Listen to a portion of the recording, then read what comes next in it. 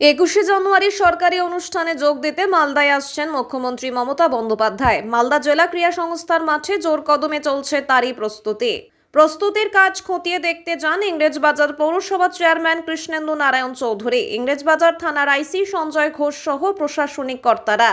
প্রশাসন সূত্রে জানা যায় 20শে জানুয়ারি অর্থাৎ সোমবার মুর্শিদাবাদের কর্মসূচি শেষে বিকেলে মালদায় পৌঁছবেন মুখ্যমন্ত্রী মমতা বন্দ্যোপাধ্যায়।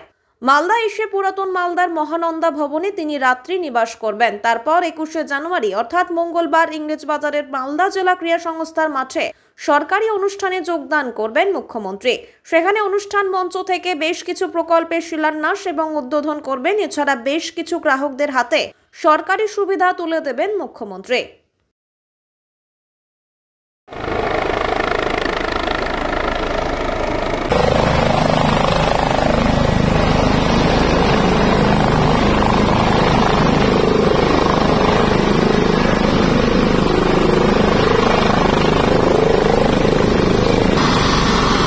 দেখুন, মাননীয় মুখ্যমন্ত্রী আসছেন 20 তারিখ বিকালের দিকে আসবেন। তারপরে উনি চলে যাবেন মহানন্দ ভবনে, যে সিএম হাউসে রেস্ট নেবেন।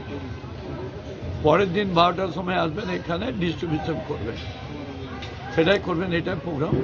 এবং ওর নিরাপত্তার জন্য সিএম সিকিউরিটি আছে, তারা দেখছেন, আমাদের রাজ্য পুলিশ দেখছেন, সব দেখছেন এরা। আর বাকি পিডব্লিউডি অন্যান্য ডিপার্টমেন্ট সব নেমে গেছে, যেগুলো কাজগুলো কীভাবে করে। মানে এসে কোনো সরকারি প্রকল্প কিছু সহযোগিতা করবেন সবকে? সরকারি প্রকল্প, হ্যাঁ, সরকারি প্রকল্প ডিস্ট্রিবিউশন হবে।